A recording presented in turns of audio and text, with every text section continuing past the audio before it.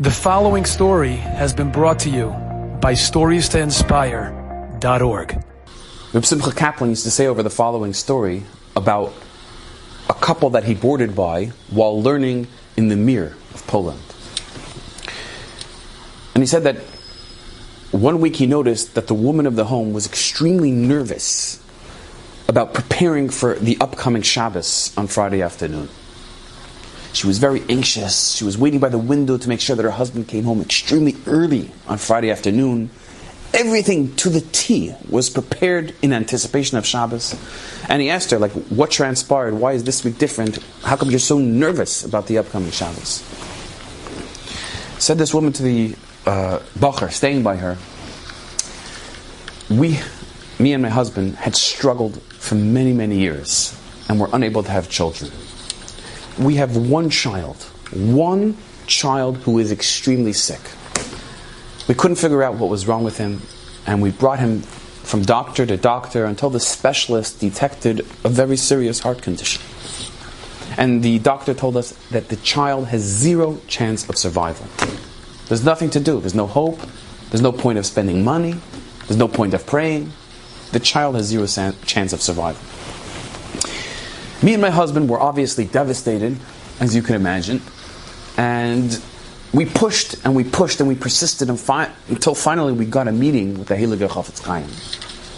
We asked the Chofetz Chaim for a bracha, and we said that this is our only chance of continuing to the next generation. This is our only child, and the doctors are saying that he has no chance of survival. And the Chofetz Chaim says, I'll give you a bracha. I'll give you a bracha that your child should survive, but on one condition. That on Friday afternoon, every single week, by Chatzois Hayoim on Friday afternoon, the entire home is totally prepared for Shabbos. Everything has to be completely prepared by noon, and once the woman lights Ner Shabbos, no one in the home is allowed to do malacha, because Shabbos has been accepted by the home. If you're very meticulous and diligent about having this Kabbalah, I promise you your child will be okay. And said the woman, miraculously, we were makabel, we return home, and our child has a miraculous recovery. The child is fine, the doctors can't explain it. They're amazed by the improvement, the sudden improvement of our child. V'shamru b'nei Yisrael sa-Shabbos, la'asa is es-Shabbos, l'dayrei sam b'Yisraelam.